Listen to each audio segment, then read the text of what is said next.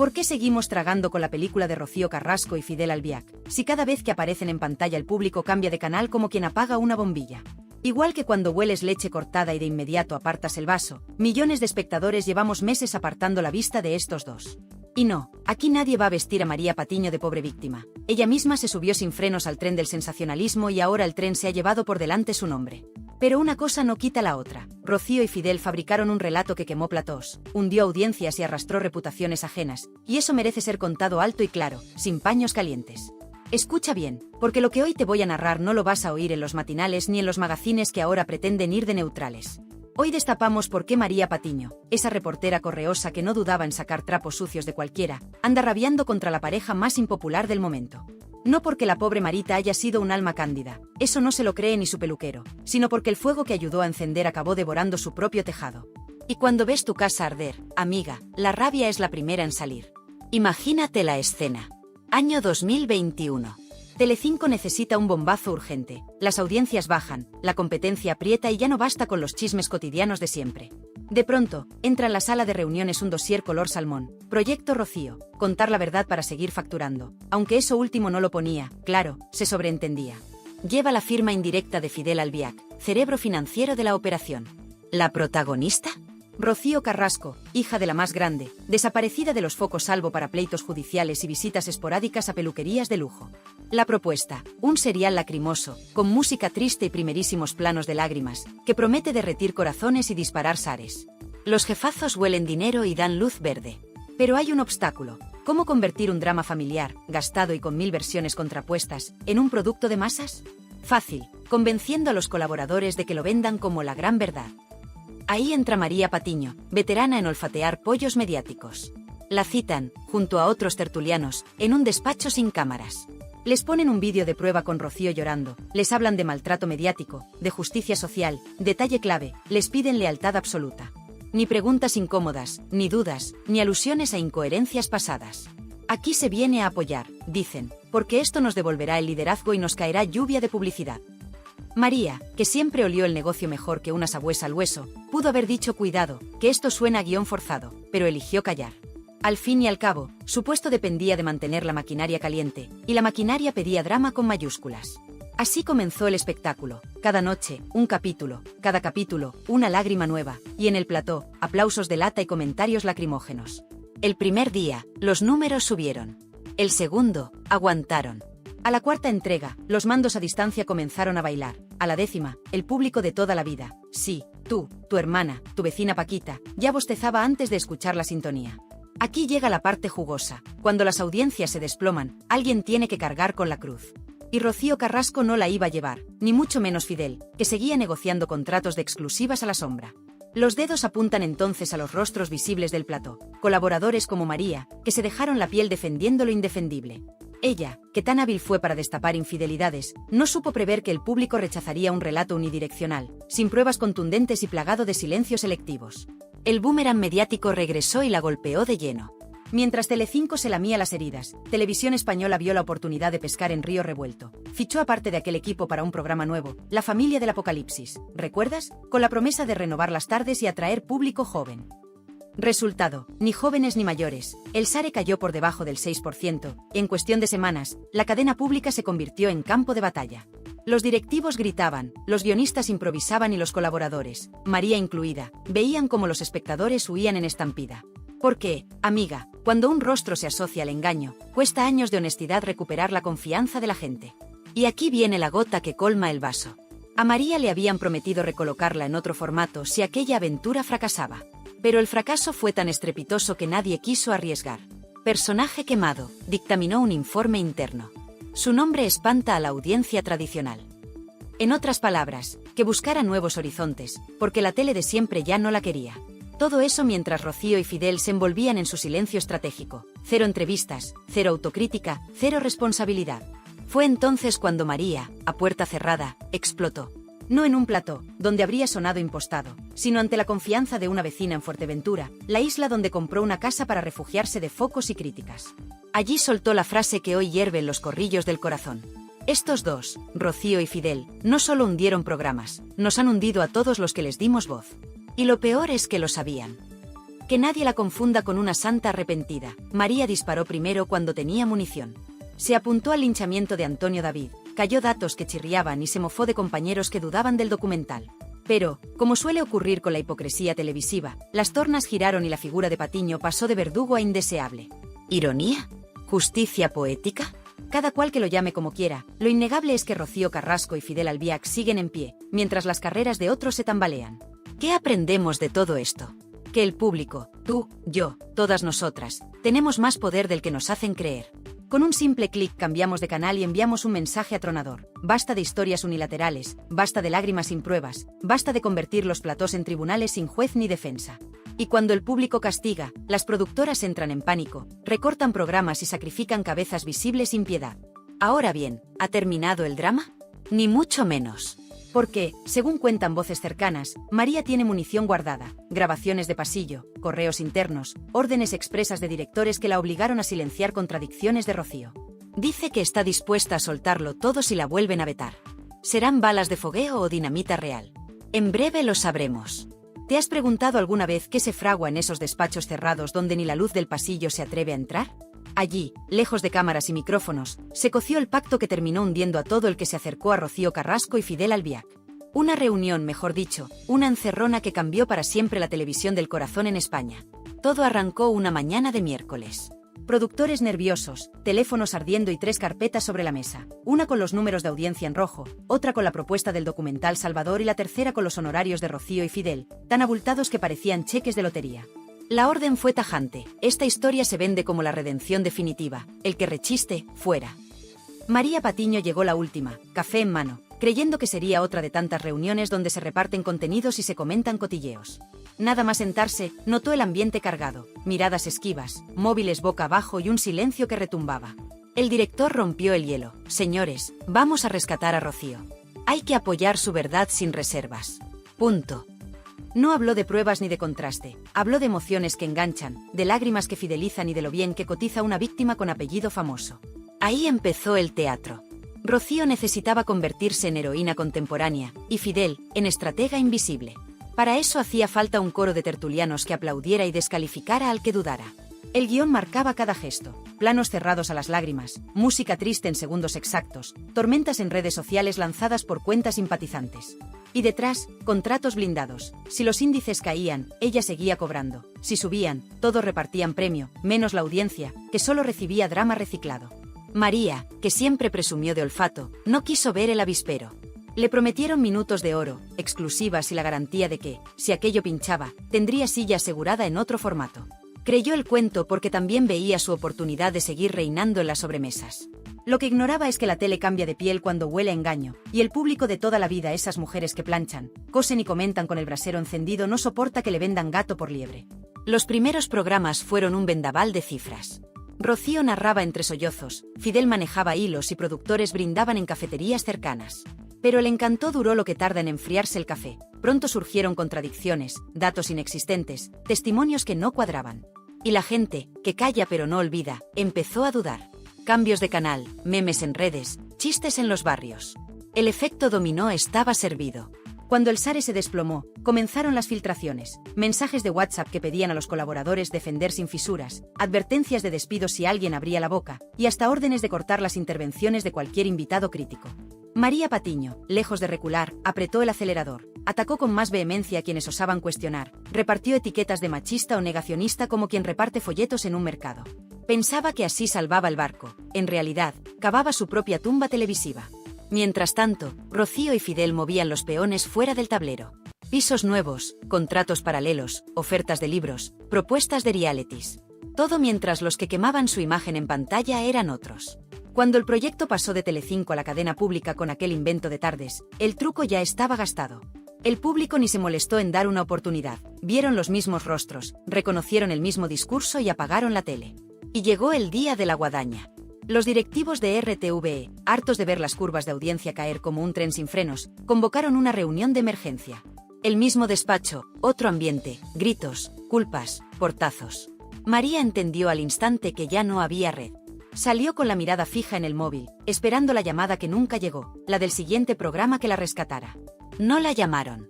Ni ese día, ni al siguiente, ni al otro.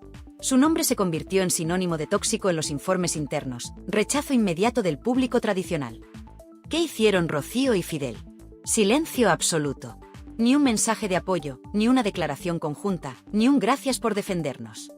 Se esfumaron entre exclusivas contadas al milímetro y negociaciones para futuras apariciones moderadas. María, que había mordido a diestro y siniestro, quedó aislada. No como víctima, sino como peón prescindible. Y ahí es donde su indignación estalla y señala. Nos utilizaron a todos, sabían que esto iba a hundirse, pero les importaba un pimiento mientras cobraran. Ahora, las productoras miden cada paso. Les quedó claro que subestimar al espectador es la forma más rápida de cerrar un programa. Y a Rocío y Fidel, aunque disfrazan su estrategia de discreción elegante, les acompaña un rumor persistente. Donde pisan, la audiencia huye. Tú, que llevas años viendo cómo se cuece el cotilleo, sabes reconocer cuando el guiso está quemado. Por eso te pregunto directamente. ¿A quién culpas más? ¿Al chef que echa el veneno o al camarero que lo sirve con una sonrisa? Déjamelo en comentarios, porque tu opinión, la de las mujeres que sostienen el mando a distancia, vale más que cualquier sare fabricado. Si este relato te revolvió el estómago, compártelo con tu grupo de amigas, que también conozcan la trastienda. Y suscríbete, porque todavía queda tela, contratos ocultos, cifras indecentes y lealtades rotas. Te aseguro que cada dato nuevo enciende más este fuego. ¿Con qué cara te piden austeridad mientras firmaban un extra de 2 millones de euros solo para que Rocío Carrasco posara ante la cámara mojándose las pestañas? No es cuento, es un anexo contractual escondido entre folios, rubricado en un despacho alfombrado con cargo a fondos públicos. 2 millones que salieron de nuestros bolsillos y que jamás figuraron en la nota de prensa. Así se fabricó la gran trama, cifras secretas, cláusulas de silencio y un relato victimista diseñado para que nadie se atreviera a levantar la mano. Todo comenzó una mañana tensa en Prado del Rey. Los directivos de la cadena pública llegaban con las audiencias en rojo y la esperanza de un milagro. Sobre la mesa, 3 carpetas. La primera contenía el guión del nuevo serial Lacrimógeno. La segunda, la previsión de ingresos por publicidad, inflada con un optimismo casi cómico. La tercera, el contrato confidencial que blindaba a Rocío y su marido. Cifra total sobre la página 2, 8 millones de presupuesto.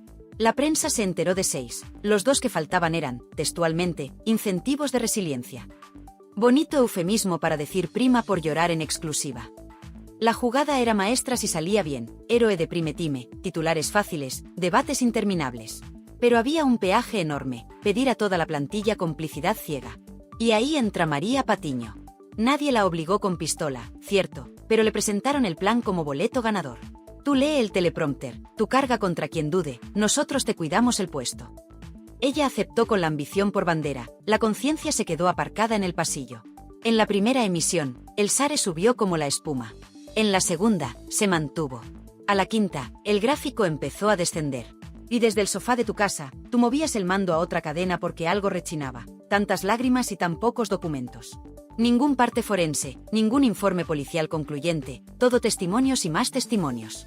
¿No te recordó a esas telenovelas donde la protagonista llora capítulo tras capítulo mientras el villano se frota las manos? Pues igual, pero en horario de máxima audiencia y financiado con dinero de todos.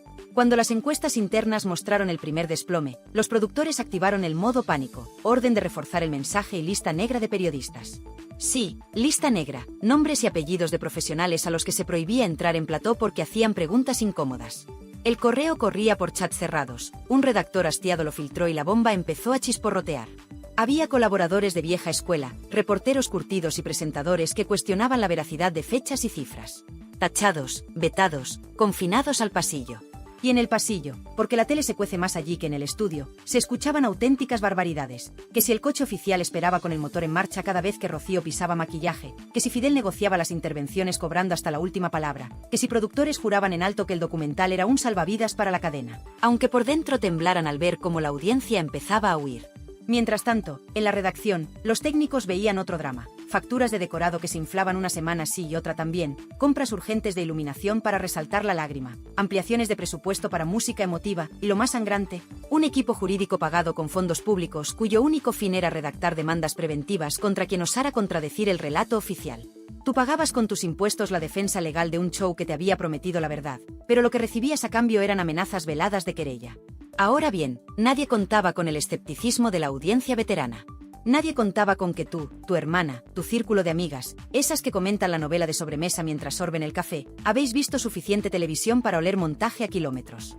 Empezaron los mensajes de WhatsApp. ¿Has visto que no presentan pruebas? Esta fecha no coincide, aquí falta la versión del otro lado. Y con cada mensaje, un mando más se alejaba de la señal. El efecto dominó fue tan brutal que, en solo 3 emisiones, la previsión de publicidad se despeñó y el departamento comercial empezó a devolver llamadas en silencio. Los directivos, desesperados, convocaron a Rocío y Fidel a una reunión de urgencia. Exigieron documentos, papeles, algo que sostuviera el relato. Fidel contestó con una frase que heló la sala: lo emocional vende más que cualquier informe. Traducción: ni hablar de mostrar facturas médicas, sentencias firmes, nada que no fuera lágrima y testimonio. Ante el asombro de los presentes, añadieron que cualquier fisura en la narrativa se taparía con litigios. Así lo dejaron por escrito en un correo interno, correo que, ironías del destino, también terminó filtrado semanas después. ¿Dónde estaba María Patiño en esa vorágine? Ajustándose el micrófono, preparada para salir y repetir el libreto. Pero uno de los técnicos le pasó un dato que la dejó fría. El público femenino de más de 60 años, su núcleo fuerte, caía un 6% por semana. Se lo advirtieron sin rodeos: nos están abandonando porque no compran la historia. Ella, que vivía de rascar titulares de la vida ajena, tragó saliva. Entendió que si seguía aferrada a ese barco, se hundiría con él. Empezó a deslizar tímidas críticas, pero era demasiado tarde. La audiencia, cuando siente que la han tomado por ingenua, cierra la puerta con doble llave. La gota final fue la revelación de los 2 millones extra. Cuando un diputado sacó el tema en comisión y TVE tuvo que admitir, entre evasivas, la existencia del anexo, la indignación se disparó. Telediarios rivales abrieron con el titular, tertulias de radio se cebaron y la red ardía. Las portadas gritaban: dinero público para lágrimas de oro. Ese lunes, el programa se desplomó a un SARE ridículo. Al martes siguiente, los directivos se reunieron a puerta cerrada y alguien gritó que era hora de cancelar antes de hundir el prestigio de la cadena. Y cancelaron. ¿Y Rocío y Fidel? Desaparecidos. Ni rueda de prensa, ni disculpas, ni devolución de €1. Siguieron moviendo contactos para futuros proyectos. Tal vez un reality en un canal privado, tal vez un libro. El espectáculo nunca descansa. María, mientras tanto, descubrió lo que significa ser tóxica para los grandes ejecutivos. Nadie la convocaba, ninguna productora devolvía sus llamadas. Algunos dirán justicia poética. Otros dirán karma. Ella simplemente se quedó sin escaparate. Y ahora, quienes pusisteis sentido común, mujeres curtidas que no tragáis con discursos prefabricados, tenéis la sartén por el mango. Al cambiar de canal mandasteis el mensaje más claro: el respeto se gana, no se compra. Si Rocío y Fidel pensaban que podían usar vuestro tiempo y vuestro bolsillo para su telenovela personal, se toparon con la mayor lección de humildad: la audiencia vota con el dedo en el mando. Dime, sinceramente, ¿qué castigo merecen quienes manipulan sentimientos para engordar su cuenta corriente? ¿Y qué responsabilidad tienen quienes, como María, aceptaron ser altavoz a cambio de minutos de gloria? Déjame tu opinión ahí abajo. Cada comentario levanta una piedra más y deja a la vista lo que otros quieren tapar. Si este relato te revuelve la sangre, compártelo con tu grupo de amigas y que corra la voz. La próxima vez se lo pensarán 2 veces antes de jugar con nuestras emociones. ¿Alguna vez has visto a un directivo de televisión perder los nervios hasta lanzar una silla contra la pared? Eso ocurrió la misma tarde en que se confirmó el desplome definitivo del programa que coronaba a Rocío Carrasco. José Pablo López, máximo responsable de la franja de entretenimiento en la cadena pública, entró en la sala de control con los datos frescos del minuto a minuto. Otra vez audiencia por debajo del 5%. La gráfica parecía una cuesta abajo sin frenos. Dicen que pegó un portazo, soltó un "nos hunden el canal" y empezó a señalar culpables como si repartiera sentencias. Nadie se libró: productores, realizadores, guionistas y, por supuesto, los tertulianos que seguían defendiendo el guión lacrimógeno. Entre ellos, una María Patiño ya pálida, consciente de que el monstruo que ayudó a criarse estaba merendando su futuro. Aquella bronca no salió en los medios, pero trascendió a golpe de mensaje interno. Una redactora lo resumió en un chat de pasillo: hostilidad nivel apocalipsis. Los gritos se oían hasta en maquillaje. Lo más jugoso fue la orden que vino justo después: corten de raíz la participación de Rocío Carrasco y Fidel Albiac, no vuelven a pisar este plató. Se acabó el idilio. El mismo directivo que meses antes se sacaba fotos con ellos en los pasillos ahora pedía literalmente limpiar cualquier rastro de su presencia. Pero los contratos blindados son como grilletes: tiras, aprietas y casi siempre se rompen los dedos antes que el acero. Les habían dado dinero por adelantado y una cláusula de indemnización si cancelaban antes de tiempo. Un carísimo capricho de un romance televisivo que salió rana. Mientras los ejecutivos discutían cómo ahorrarse la penalización, ocurrió algo casi cómico si no fuera por lo obsceno. Rocío y Fidel enviaron un burofax exigiendo respeto a la imagen pública, el mismo día en que la audiencia lo rechazaba en masa. Insistían en que el programa fracasaba porque los medios enemigos boicoteaban su mensaje. Esa coartada le servía de salvavidas emocional, pero no pagaba facturas. Así que, con la misma frialdad con la que firmaron el anexo millonario, se desligaron del barco que se hundía. Ni una palabra de agradecimiento, ni una defensa a los tertulianos que habían gastado credibilidad respaldándolos. Silencio, maletín y puerta. Y en ese silencio resuena el nombre de María Patiño. Ella pasó de ser pistolera mediática a convertirse en un lastre para cualquier franja horaria. Programas que sondeaban su fichaje se echaban atrás tras recibir informes de test de público. Cada vez que aparecía su rostro, la mitad de las encuestadas mujeres mayores, tu círculo y el mío marcaban casilla de rechazo sin pestañear. Ese veredicto es demoledor. La televisión vive del cariño o del odio que atrae audiencia. La indiferencia mata. Y María ya no provocaba ni amor ni odio rentable, provocaba hartazgo. Así, su móvil se llenó de silencios. Llamadas que no devolvían, mensajes de WhatsApp con doble check pero sin responder. Eso en televisión es sentencia de ostracismo. Con la pantalla cerrada, Patiño intentó aferrarse al papel. La revista Lecturas le ofreció una columna semanal para maquillar la caída. Buen sueldo, sí, pero lejos de los focos en los que se sentía reina. Y en las redacciones ya cuchichean, cuidado, que arrastra la maldición de Rocío. Porque si algo ha quedado claro es que todo lo que toca ese binomio Carrasco y Albiac termina oliendo a chamusquina. El mero hecho de poner a María en plantilla hizo saltar alarmas. Los anunciantes no quieren verse salpicados por el mismo barro que manchó Prime Time, redes sociales y hasta sesiones del Congreso donde se preguntó a la televisión pública por aquellos 2 millones secretos. Pero la historia no acaba en despachos ni en platós vacíos. El auténtico terremoto sucedió en los hogares, donde tu manda a distancia habló más fuerte que cualquier comunicado corporativo. Tú, que llevas años oliendo la mentira, viste venir la jugada, música triste, planos de lágrima, ausencia de papeles. 1, 2, 3 veces. Al cuarto intento cambiaste de canal. Ese gesto minúsculo, repetido por miles de mujeres, hundió cuotas de pantalla y forzó cancelaciones. Por eso ahora los productores estudian con lupa cada sasimi lacrimal que les llega. Si no hay pruebas, no hay negocio. El público maduro, el que sostiene de verdad las tardes televisivas, ha dicho basta. Y cuando una costurera de 70 años, un ama de casa jubilada y una viuda que vive con la pensión mínima coinciden en que no se creen una historia, no hay departamento de marketing que aguante la embestida. Aún así, la pareja sigue maquinando en la sombra. Dicen que Fidel tantea plataformas de streaming, miniseries sobre superación y autoayuda basada en la experiencia personal. Un reality blando, sin preguntas duras. Pero el historial pesa. A ningún ejecutivo le hace gracia sentarse en el despacho de contabilidad y justificar millones para un publicista de lágrimas que ya pinchó en 2 cadenas. El riesgo reputacional se ha convertido en un nuevo coste y nadie quiere pagarlo. Por cada euro invertido, un trending topic negativo puede costar 10. En paralelo, María Patiño evalúa demandar a productoras por daños colaterales a su imagen. Un abogado le ha susurrado que podría rascar indemnización alegando que la obligaron a defender un relato manipulado. Pero el mismo letrado le advirtió, te van a preguntar por qué lo aceptaste cuando olía a chamusquina. ¿Qué responder? ¿La verdad de que temía perder la silla? ¿Que las exclusivas y los minutos de gloria nublaron su juicio? Una demanda así pasa factura, reabre heridas, destapa correos, exhibe grabaciones. Quizá consiga dinero, pero hundiría cualquier oportunidad de redención ante el público. Y aquí es donde tú entras de nuevo. Sin tus ojos, sin tu oreja, la tele es un escaparate vacío. Ellos lo saben y tiemblan cada vez que miran los tramos de audiencia femenina mayor de 55. Es el segmento menos proclive a la moda efímera y más fiel al zapping cuando huele a engaño.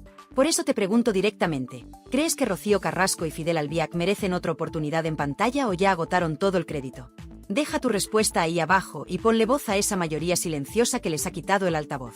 No subestimes la fuerza de tu comentario. Cada vez que alzas la voz, un directivo revisa su escaleta, un patrocinador recalcula su inversión y un guionista descarta la lágrima fácil.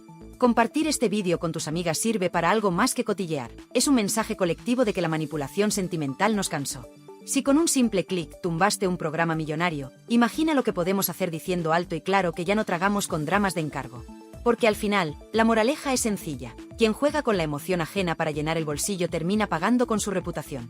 Esa factura no hay cláusula que la cubra, y mucho menos 2 millones de euros escondidos en un cajón. ¿Qué pasa cuando un relato diseñado para conmover se estampa contra la pared de los hechos y deja un reguero de carreras arruinadas, dinero público volatilizado y espectadores que por fin abrieron los ojos? Esa es la resaca que todavía sacude a los responsables de la mayor burbuja lacrimógena que ha vivido la tele española en años. Una resaca que no termina con la cancelación de un programa. Sigue latiendo los despachos, en los grupos de WhatsApp y, sobre todo, en la memoria de quienes soportaron semanas de melodrama sin pruebas. Primero, la factura económica. El Tribunal de Cuentas ha puesto la lupa, aunque a paso de tortuga, en los 8 millones presupuestados que financiaron el experimento. De esa cifra, 2 salieron de una partida opaca para compensar el estrés emocional de Rocío Carrasco, una cláusula tan vaga que el propio interventor interno la calificó de discutible. Traducido al lenguaje de la calle, la lágrima le salió cara, y buena parte la pagamos todos. Lo grave es que, al tirar del hilo, han aparecido subcontratas amigas, facturas dobles por alquiler de equipos y un desfile de asesores de confianza cobrando dietas por gestionar la narrativa. Todo un ecosistema que prosperó al calor del espectáculo y ahora se protege con un muro de silencio. Segundo, la factura moral. Los trabajadores rasos, cámaras, ayudantes, redactores junior, confiesan que se les pidió entender la línea editorial o plantearse buscar empleo en otro lado. Algunos, agotados de llorar al son de la escaleta, optaron por largarse antes de que la basura estallara. Otros aguantaron porque hay hipotecas que pagar. Uno de ellos lo resumió así en un audio que circula por las redacciones. No te despedían si dudabas, te convertían en invisible. Te quitaban escaleta, te quitaban la palabra, te movían al archivo, y al final te ibas tú solo. Ese despido silencioso nunca saldrá en un titular, pero suma angustia y desengaño en decenas de currículos. Tercero, la factura social. Cuando el escándalo saltó del plató al Congreso, ¿recuerdas los titulares? Interpelan a RTVE por contratos opacos, la indignación fue transversal. Da igual la ideología, a nadie le gusta que la televisión pública saque pecho de transparencia y al mismo tiempo, esconda nexos millonarios. Los políticos olieron sangría mediática y se subieron al carro, peticiones de comparecencia, preguntas parlamentarias, gestos de indignación con la boca pequeña. Porque, seamos francos, a algunos también les seduce la tele cuando ofrece altavoces oportunistas.